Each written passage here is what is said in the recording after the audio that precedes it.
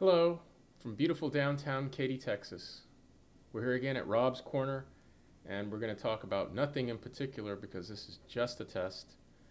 And I am switched the camera up. We were using an old P2, I think it's HVX 200 from the Wayback Machine, maybe like a 12-year-old camera. It was a bit soft and a bit convoluted to hook into the system. So we switched to one of the newer Sony camcorders. We're just taking the HDMI out, going into the computer, and then we have an actual analog mixer hooked up to the computer also, which we're feeding the audio into, the microphones and everything, and then syncing them up uh, together in the streaming software. So I'm hoping that goes well. I'm hoping that I think I see an improvement in the image. Um, the other image was broadcasting in 720p. This I think is it doesn't really give me a indication here, but I believe it's 1080p. Yeah, 1080p, and looks like we have no viewers, so I'm okay with that because this is just a test. But I was listening to Meet Kevin earlier today, and he was, well, I was going to say bragging, but he wasn't really bragging. He was sort of in astonishment himself about as to how much money he made in the last couple of months during the pandemic. Made close to 770,000 dollars in like 3 or 4 months. That's just um, that's just amazing because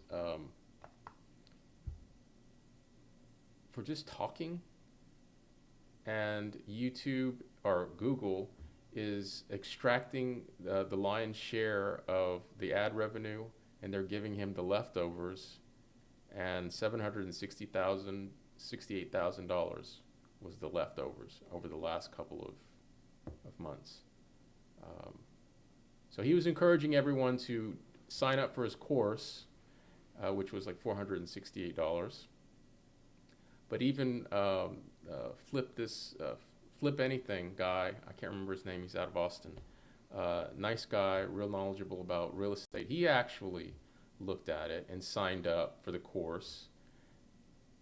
You know, he was like, I'll give credit where credit's due, and he sure the hell did. He put his money where his mouth is and signed up for the course. Um, Now, that didn't change his opinion on his real estate investment strategies, but he sure did applaud his transparency and willingness to talk about such things because in the old days, no one would reveal what their revenue was. That was just like a no-go subject. I mean, it was like it could get you terminated. It could. It was just bad form. This is something you didn't talk about. Taxes, income, and sexual preferences. That's the stuff you didn't talk about. And now things have changed to such a great extent. Pretty much anything goes. And I have to wrap my head around that because this is the new way going forward. And I actually don't wish for the old days because they never were any good old days. I mean, we had some good runs, me personally, but it seems like the future has much more potential, is much brighter than it was before. It was this real major pain in the ass to do anything back in the day. And you could get things done, but computers have gotten so fast.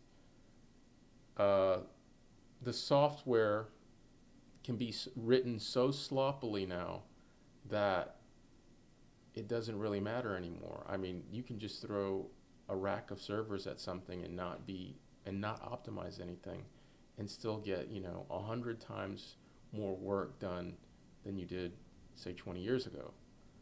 Um, Everything that you have now you had back then. It was just slower and more clunky, inelegant.